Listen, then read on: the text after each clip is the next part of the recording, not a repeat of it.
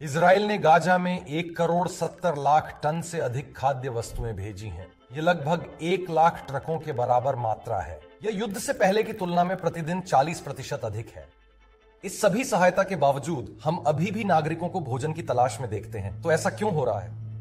सारा मुफ्त खाना कहां जा रहा है? खैर, यही मसला है। हमास वह भोजन चुरा लेता है, हमास उसे जमा कर लेता है और फिर हमास वह भोजन बेचता है और उस पैसे का उपयोग अपने आतंक मशीन को चलाने में करता है, जबकि गाजा की जनता को पीड़ा में छोड़ देता है। हमास केवल रॉकेट और लोगों को उनके बिस्तरों से अपहरण नहीं करता, बल्कि यह झूठ को वैश्विक मीडिया, संयुक्त राष्ट्र, एनजीओ और विश्व भर के पत्रकारों में फैला रहा है। हमास की खाद्य चोरी से निपटने के लिए इजराइल ने अब एक नई रणनीति शुरू की है।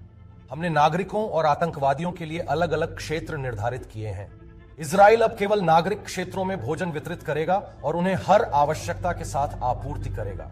उद्देश्य है आतंकवादियों की सप्लाई खत्म करना, उन्हें सुरंगों से निकालना और बाद में पराजित करना। अब क्या आप कल्पना कर सकते हैं इन हमास नेताओं की, जो अपने ही नागरिकों की तुलना में अगल बगल यहूदियों को मारने की परवाह करते हैं?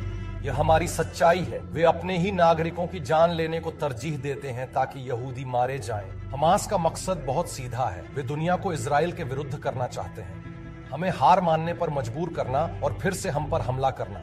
मुझे कैसे पता है? वे यह कहते हैं, अब कोई भी जो सचमुच इस क्षेत्र और यहाँ के लोगों की परवाह करता है, उसे सारा दबाव वहीं डालना चाहिए जहां होना चाहिए, हमास पर। इजराइल हार मानने वाला नहीं है। हम दबाव बनाए रखेंगे जब तक कि हमारे सभी बंधकों को आजाद नहीं किया जाता, वे अपने घर वापस नहीं आ जाते और हमास को नष्ट नहीं किया जाता। यही तो आप भी करेंगे।